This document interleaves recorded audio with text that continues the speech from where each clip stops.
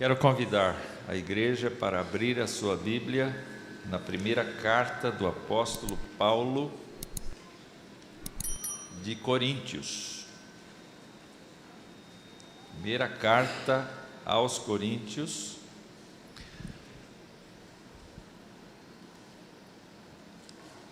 capítulo 1, e nós faremos a leitura a partir do verso 26 até o final do capítulo. 1 Coríntios, capítulo 1, de 26 até 31. Irmãos, reparai, pois, na vossa vocação, visto que não foram chamados muitos sábios, segundo a carne, nem muitos poderosos, nem muitos de nobre nascimento. Pelo contrário, Deus escolheu as coisas loucas do mundo para envergonhar os sábios, e escolheu as coisas fracas do mundo para envergonhar as fortes.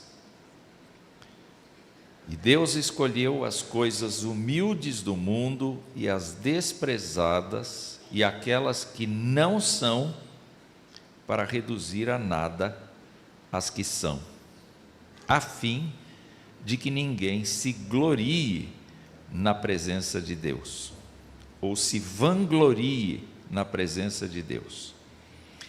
Mas vós sois dele em Cristo Jesus, o qual se nos tornou da parte de Deus sabedoria e justiça e santificação e redenção, para que, como está escrito, aquele que se gloria, glorie-se no Senhor. Que Deus nos abençoe. Já temos visto em várias outras mensagens a respeito de 1 Coríntios, que a igreja de Corinto era uma igreja predominantemente gentia, portanto, a maioria dos seus membros não tinha uma tradição judaica, eles tinham vindo do paganismo, eles tinham vindo da vida em sociedade nos termos gregos, eles estavam acostumados a ver muitos altares, eles estavam acostumados a ver sacrifícios, inclusive os serviços cultuais de prostituição. Eles estavam acostumados a viver numa cidade cosmopolita e uma sociedade que desenvolveu o espírito de competição entre si. Quem é o melhor? Quem é o maior? Quais são as pessoas mais importantes? A quem nós vamos seguir? Alguns lá podiam ter muitos seguidores no Instagram da época, no Facebook da época. E isso, de certa maneira, foi entrando na própria igreja. Esse espírito se transferiu para dentro da comunidade e alguns amigos de Paulo, especialmente da casa de Cloé, versículo 11, disseram que na igreja havia grupos distintos e cada grupo tinha um líder espiritual predileto. E por conta dessa predileção de liderança, a igreja era realmente um amontoado de gente dividida em partidos. O apóstolo tinha trabalhado ali bastante tempo. Foi uma das cidades que ele ficou mais tempo. Ele só ficou mais tempo em Éfeso. Mas em Corinto ele ficou bastante tempo. Ele aprendeu a conhecer as pessoas, ele conviveu com a cultura da cidade, ele estabeleceu o ritmo de trabalho de evangelização, ele viu pessoas serem convertidas, algumas delas ele batizou, mas a maioria delas ele não batizou, outras pessoas o fizeram. O fato é que o apóstolo Paulo quer chamar a atenção da igreja para um fato muito importante. Como é que Deus está olhando para eles?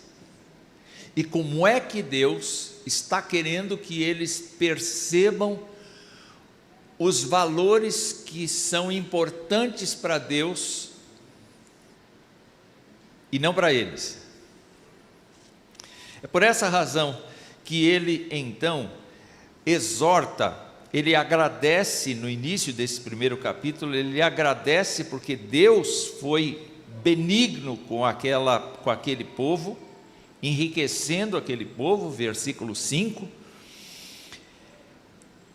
e então ele diz assim: não é bom o que vocês estão fazendo, escolhendo para vocês lideranças espirituais que vocês acham relevantes e as outras vocês desprezam. Não é bom que vocês façam isso.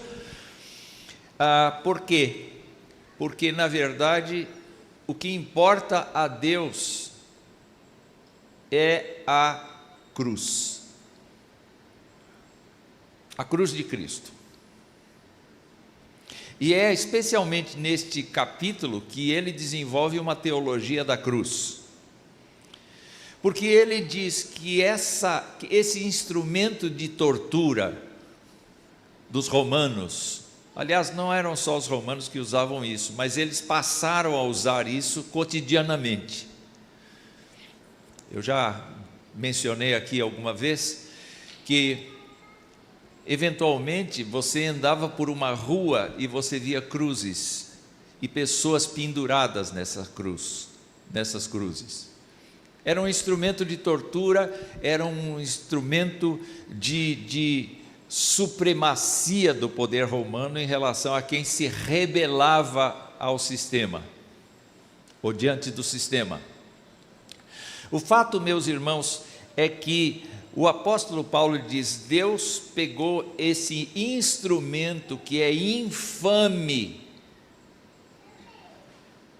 e Deus colocou o seu próprio filho nesse instrumento infame, e fez com que o seu filho, e o seu próprio filho, aliás, se tornou passivo diante da morte por esse instrumento de tortura. E ele efetivamente é o Messias de Deus, mas ele é tido como um rebelde, porque toda pessoa que morre na cruz é rebelde. Ele é rotulado pelas pessoas como uma pessoa fraca, pelo fato de que ele não lançou palavra nenhuma de resistência, não criou nenhum movimento em torno de si para se defender. Então ele é visto pela sociedade coríntia como uma pessoa que foi absolutamente vencida pelos romanos, foi colocada num altar de um instrumento de execução, que foi a cruz, e não reagiu. Então ele é um fraco. E o apóstolo Paulo diz que estas coisas aconteceram sob a ótica da sabedoria de Deus. Ora, o que é a sabedoria de Deus? A sabedoria de Deus é todo o conhecimento de Deus, é toda a grandeza de Deus, é toda a majestade de Deus, é toda a força de Deus, é todo o poder de Deus. Nisto consiste a sabedoria de Deus, que ele age conforme os seus santos conselhos, ele age conforme a sua santa vontade, ele age de acordo com seus eternos propósitos. E na sabedoria de Deus, Deus decidiu que o mundo deveria ser confrontado com uma pessoa considerada pelo mundo fraca, considerada pelo mundo uma pessoa que não faz diferença na terra, porque é facilmente dominada e levada à execução. Só que o apóstolo Paulo, então, tratando justamente dessa divisão interna da igreja, ele conclui este capítulo dando uma ordem.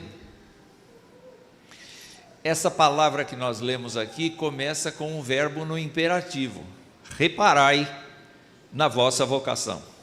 Prestem atenção na sua vocação. Considerem responsavelmente a sua vocação. Sejam sérios em relação à sua vocação. E qual é a vocação que um crente tem?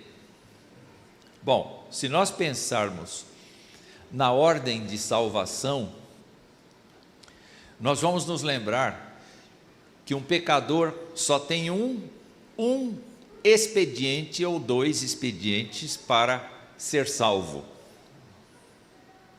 Deus realiza 100% o movimento da salvação, mas o pecador, quando ouve a mensagem, se arrepende e crê. E ainda que ele se arrependa e creia, porque esta é uma iniciativa que precisa partir dele, essa iniciativa é dada pelo próprio Deus. Então, nem crer sozinhos nós somos capazes de crer. Nós precisamos da ajuda de Deus para crer.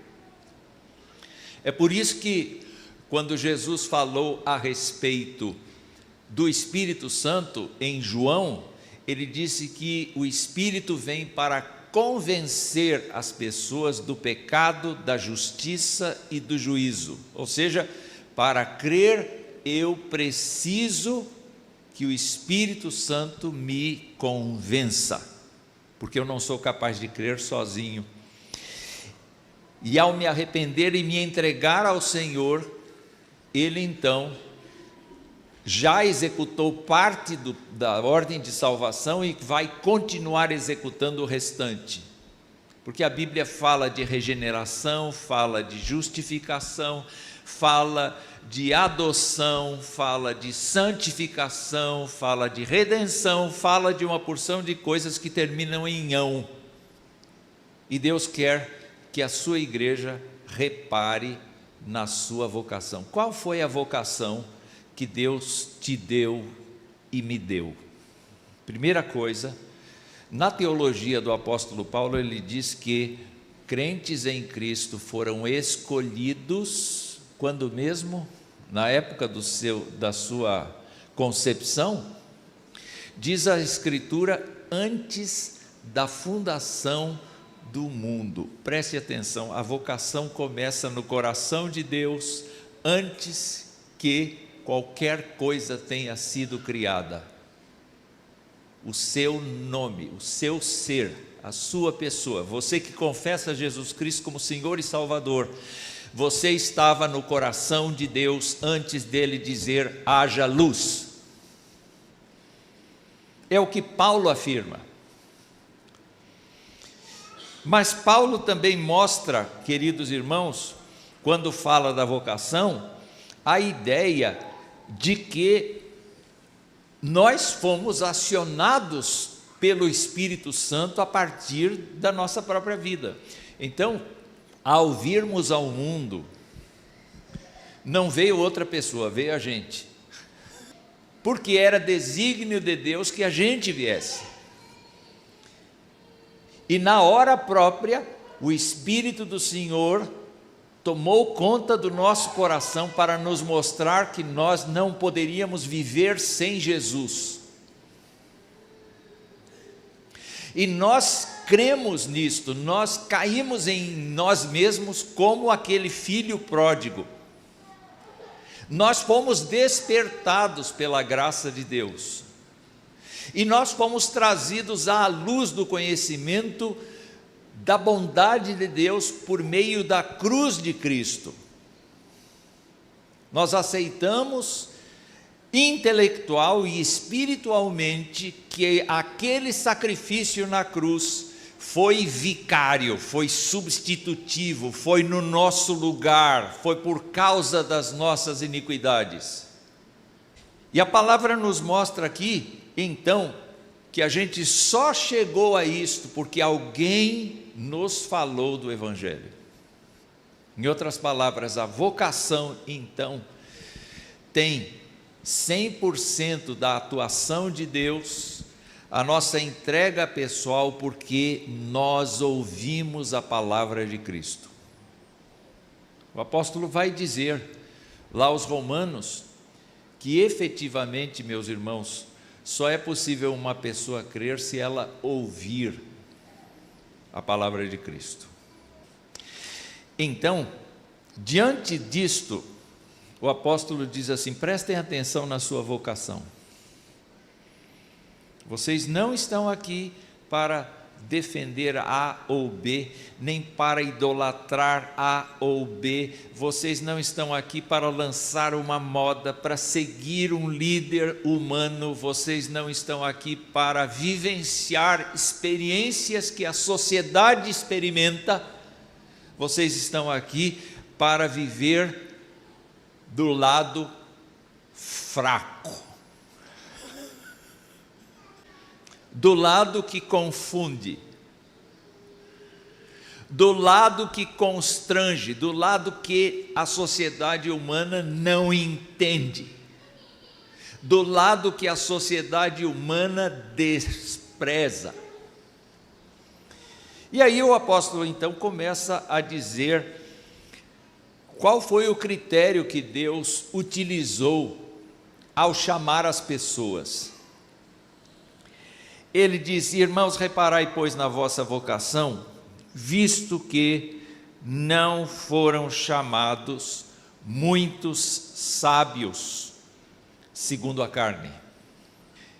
Eu sei que um ser humano pode produzir pérolas, e pérolas boas. Não estou falando de pérola falsa, não. Tem muita pérola falsa, mas o crente pode, o ser humano pode produzir frases assim muito interessantes. Eu até vejo teólogos, vejo pastores, vejo uma porção de gente nos trabalhos escolares, tese de doutorado, etc., frases citadas de alguém que num momento de assim clareza soltou uma frase assim que fala muito. Eu não posso jogar isso fora, é verdade. Eu não posso jogar isso fora. Isso faz parte da sabedoria que Deus deu ao ser humano, no sentido de que o ser humano é a sua imagem e semelhança, ainda que muito prejudicada pela queda. Mas Paulo está dizendo que não é muita gente que trata do discurso, que trata do raciocínio, que se intitula uma pessoa intelectual, que se considera uma pessoa de grande habilidade retórica, de grande habilidade de pensamento. Paulo diz que não é muita gente desse tipo que Deus chamou. Deus não chamou gente intelectual que confia na sua própria ideia. Deus também não chamou os poderosos. Diz aqui: não foram chamados muitos sábios segundo a carne, nem muitos poderosos. O poderoso aqui é aquela pessoa que detém o poder na sociedade. pessoas que podem ser consideradas destacáveis na sociedade por serem influenciadores, por serem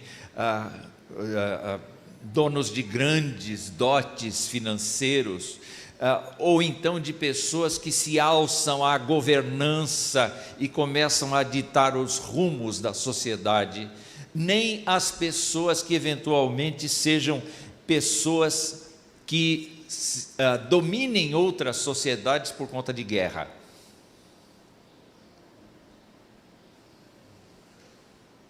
O apóstolo está dizendo, Deus também não quis esses não. Deus não chamou muita gente desse tipo não. Deus chamou pouca gente. Nós encontramos na Bíblia gente que teve um grande poder, que teve um grande status no meio da sociedade. O Salomão, por exemplo, atraiu a atenção de muita gente, por sua sabedoria, por sua riqueza, por seu poder de negociação e tal, etc. Deus não chamou muita gente desse tipo, não. Então os nossos ídolos estão começando a cair, vocês estão percebendo? Vocês estão percebendo? Os líderes mundiais, Deus não chamou muitos deles. E Paulo também diz que Deus também não chamou muitos de nobre nascimento, ou seja, gente aristocrata, gente que tem assim um nome tradicional de 25 gerações, ou dos governantes, daqueles que conseguem fazer a sucessão, colocar os seus filhos no exercício do poder. Deus não chamou essa gente, não chamou muitos dessa gente, porque Deus não deu atenção para as pessoas que naturalmente, por causa do seu sucesso pessoal, por causa da manipulação do poder, por causa de manipulação da religião, por causa do exercício da sua liderança, que faz mudanças na sociedade, estas pessoas têm a tendência de se vangloriar. E Deus rejeita o soberbo. Qual foi o caminho de Deus para que a sua vocação fosse manifestada? Paulo diz no versículo 27, pelo contrário, Deus escolheu. E quando a gente fala de Deus escolheu, o que nós prestamos atenção aqui?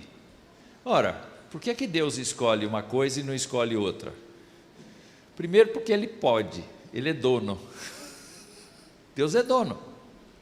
Deus é dono da sua vida e você pode fazer até um certo ponto o que você quer. Mas, por exemplo, viver um dia a mais você não pode. E se você não morrer de uma causa, você vai morrer de outra. Porque aquele dia Deus fecha a conta e tira o fôlego de vida. Quem manda é Ele. E isso é um escândalo.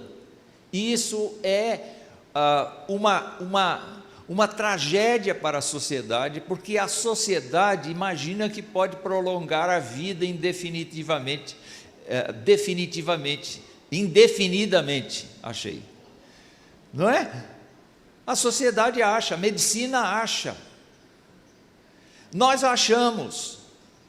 Nós chegamos a culpar um presidente da República por 700 mil mortes no Brasil de Covid. Não falamos de quantos morreram no mesmo período de câncer.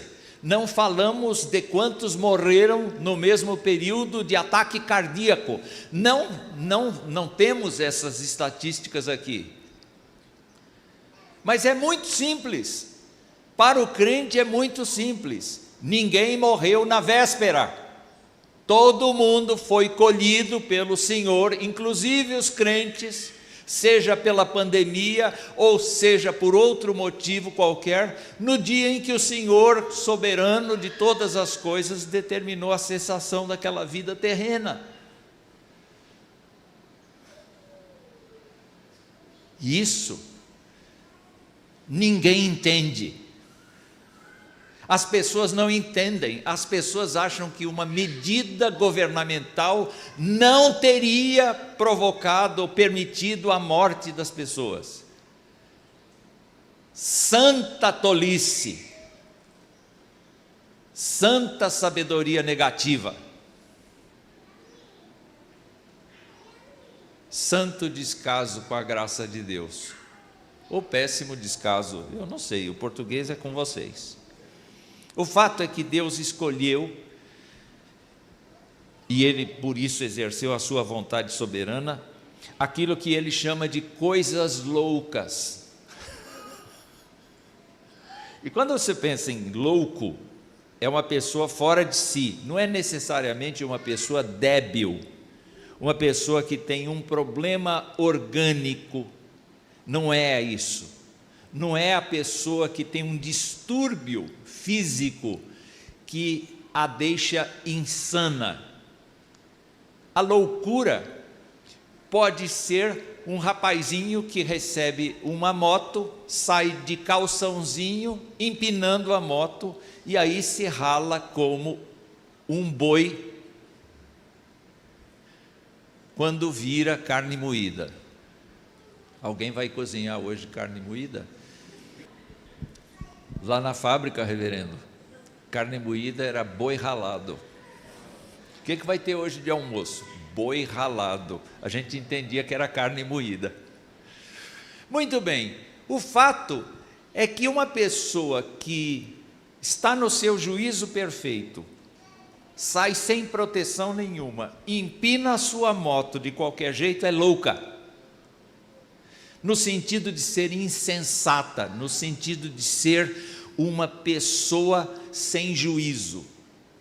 Entretanto, o apóstolo Paulo dizendo assim, no meio de vocês tem sábios, no meio de vocês tem gente que se acha sábia, tem gente que se acha poderosa, tem gente que se acha de nobre nascimento, mas Deus não escolheu muitas destas pessoas porque Ele preferiu usar coisas loucas, coisas que não têm senso para a humanidade. E a cruz de Cristo é essa coisa tão fora de significado, tão fora da palavra sucesso que nós estamos acostumados a ver. Então, as coisas loucas significam estultícia, tolice, algo ou alguém simplório que não tem bom senso. E qual foi o objetivo dele escolher coisas loucas? Paulo diz, para envergonhar os sábios. Em outras palavras, Deus está trabalhando no sentido de anular toda a sabedoria que a sociedade tem. Nós não podemos desprezar o tratamento médico, que cresceu muito, não podemos desprezar o tratamento psicológico, que se desenvolveu muito, mas nós não podemos confiar nisso como última palavra, gente. O nosso médico não é o nosso salvador. O nosso médico é só um instrumento de Deus para manter relativamente a nossa saúde. Ele é tão complicado quanto a gente. O meu sogro foi proibido pelo médico de comer tomate, porque dava pedra nos rins para ele.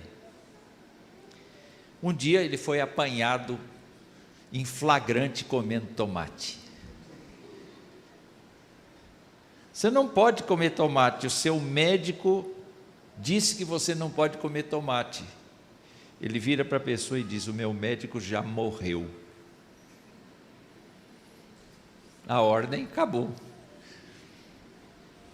Ele já morreu, acabou o vínculo. Não é? É como o casamento. O cônjuge morreu, acabou o vínculo, acabou a responsabilidade de viver com aquele cônjuge, porque aquele cônjuge foi embora, partiu. Paulo diz isso. O fato, queridos irmãos, é que Deus usou pessoas aparentemente tolas, que somos nós, crentes em Jesus Cristo, que confessamos a Cristo como Senhor de nossas vidas, para confundir os sábios, para confundir os poderosos, para confundir aqueles de nobre nascimento.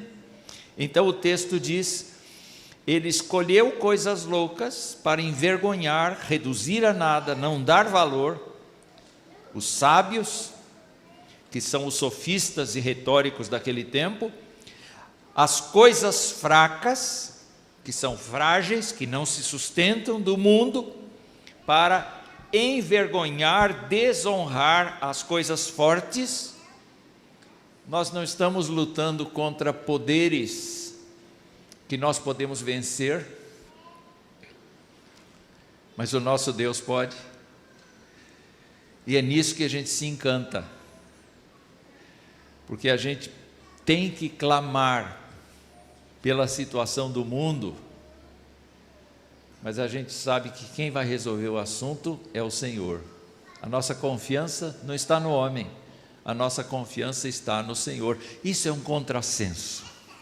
Como é que os sábios vão suportar isso? Como é que os poderosos vão suportar isso? Todo joelho se dobrará e toda língua confessará que Jesus Cristo é Senhor, para a glória de Deus Pai. E o crente fica preso nisso, e não nas mudanças que um governo ou outro possam fazer. Deus escolheu esse caminho. Ele escolheu as coisas humildes, diz o verso 28, e coisas humildes aqui é gente que não tem genealogia classificada, gente que não tem pedigree. Desculpa usar essa expressão, mas nós. Um comentarista disse assim: olha, não investigue muito quem é seu parente anterior, porque duas coisas vão acontecer. Lá atrás vão dizer que você é filho de um príncipe, mas em toda a rota até chegar a você vai ter um safado. Então não investigue muito o seu tempo para trás não, porque você vai descobrir que você não tem pedigree coisíssima nenhuma. Você é uma pessoa que só foi empoderada pelo Senhor dos Exércitos, porque Ele te chamou, e é nisso que você tem que se gloriar. Eu não sou nada, mas o meu Senhor é tudo. Eu não sou nada, eu não mando nada, mas eu confio naquele sacrifício hediondo que Cristo praticou no meu lugar. É nisso que eu confio. Eu não confio em mais nada, eu não preciso confiar em mais nada. É claro que eu tenho que me submeter ao tratamento médico, claro que eu tenho que ir para a escola, é claro que eu tenho que trabalhar, mas a minha confiança última, a minha glória última, não está efetivamente nas coisas que eu vejo, está naquele que me salvou. E é por isso, então, que o apóstolo termina isto, dizendo: mas vocês são dele. Como é que uma pessoa desajeitada como a gente, que não tem ascendência, uma pessoa que não tem cultura como o mundo tem, como é que uma pessoa como a gente, que não tem um status como a população tem, o dinheiro que a população tem, como é que a gente é tratada, é vista por Deus? Você é dele. É o que Paulo está dizendo, você é dele. O que isso quer dizer? Quando eu sou de Deus, propriedade de Deus, propriedade exclusiva de Deus, para que eu existo, gente? Para que eu existo? Para que você existe? Quando você, abrindo mão de todos os valores que representam algo para a sociedade, você dizer: eu não quero isso, eu renuncio a tudo isto e eu me entrego a Jesus. E o apóstolo Paulo diz: vocês são dele, vós sois dele, em Cristo Jesus, o qual se nos tornou, da parte de Deus, sabedoria, justiça, santificação e redenção. O tempo não nos permite avançar nessa reflexão. Mas pensa só, o Senhor Jesus foi aquele que trouxe, ele é o Verbo encarnado, não é? Ele veio da parte do Pai para viver entre nós. E ele disse: as palavras que eu vos falo, eu não falo de mim mesmo, mas o Pai que as deu a mim. Então o que Jesus falou, o que Jesus usou, o que Jesus trabalhou, foi a sabedoria que procede de Deus. E ele cede essa sabedoria para um crente. Porque o crente recebe a natureza dele para viver.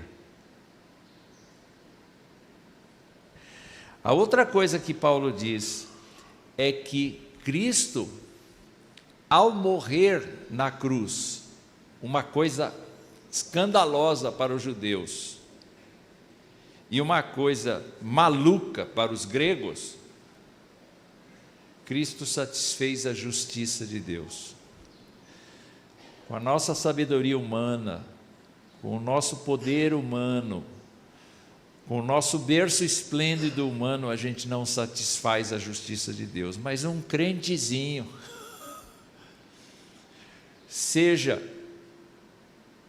analfabeto, eu não estou apontando para vocês, eu não estou apontando, seja analfabeto ou seja doutor, que eu estou vendo Francisco aqui a caminho dele, já foi? Está quase?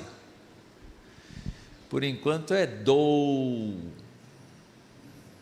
quando ele formar é doutor, não é? Então pensemos, não importa se a pessoa chegou nesse nível ou nunca saiu desse nível e foi para esse nível, não importa. Importa que a justiça de Cristo foi implantada nela. Assim como essa pessoa está a cada dia caminhando com o Senhor, e isso a torna distinta da humanidade, porque ela está sendo alimentada e transformada segundo a imagem de Jesus todo dia. Portanto, ela está sendo santificada, preparada para se encontrar com Deus. Pessoas comuns dizem assim: se eu morrer aos 80 anos, faltam 7 anos para morrer. Já descobriram minha idade, né? Mas um crente diz assim: se eu morrer aos 80 anos, faltam 7 anos para eu encontrar com o Senhor. Qual a diferença? Qual a diferença? Tem muita diferença. É uma coisa louca. É uma coisa que as pessoas vão dizer: você é fraco de cabeça, você é um idiota pensando nessas coisas. Pode chamar do que quiser. Eu falei: não, eu estou aqui trabalhando na sabedoria de Deus, porque Ele escolheu esse caminho e Ele disse: você é meu. E eu termino com esta ideia de Paulo apresentar tudo isso com o seguinte objetivo: em quem você vai se gloriar? Se glorie no Senhor. Diga: Senhor, eu vou passar vexame no meio dos meus amigos, no meio dos meus colegas, eu vou não me conformar com esta sociedade, eu não vou aceitar os padrões dessa sociedade, eu não vou me macomunar com esta sociedade, eu não vou viver os caminhos dessa sociedade, eu vou me distanciando dessa sociedade, apesar de viver no meio dela. eu vou me distanciar dela, não me isolando dela, mas compartilhando a graça de Deus e sendo visto como um louco, como um fraco, não importa, como um humilde, como uma pessoa tola para o contexto de agora, não tem importância, eu me glorio no Senhor. Que Deus nos abençoe.